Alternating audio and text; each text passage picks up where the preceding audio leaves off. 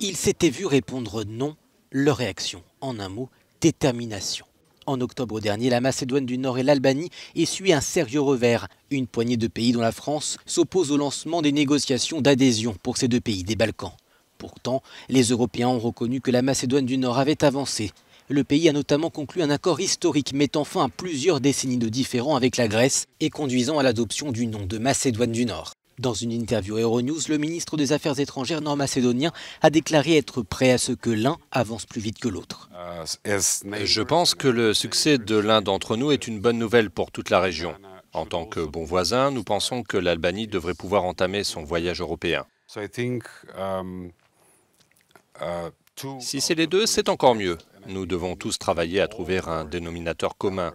Mais si cela n'est pas possible, alors nous avons besoin d'une dynamique positive, pas d'une dynamique négative. Et un pays sur deux, c'est toujours mieux que zéro. Les Balkans peuvent en tout cas compter sur le soutien de la nouvelle présidente de la Commission européenne. Si nous ne leur offrons pas une perspective européenne, d'autres viendront combler ce vide, avait déclaré Ursula von der Leyen.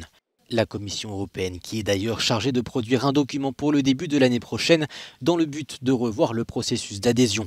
Mais pour le chef de la diplomatie nord-macédonienne, il n'y a pas d'autre alternative pour son pays que de rejoindre un jour l'Union européenne. Je ne pense pas que notre région ait une alternative sur le plan stratégique. Je pense que nous y arriverons d'une manière ou d'une autre, mais ce voyage serait plus facile si nous avions des amis et les outils nécessaires pour la mise en œuvre de réformes.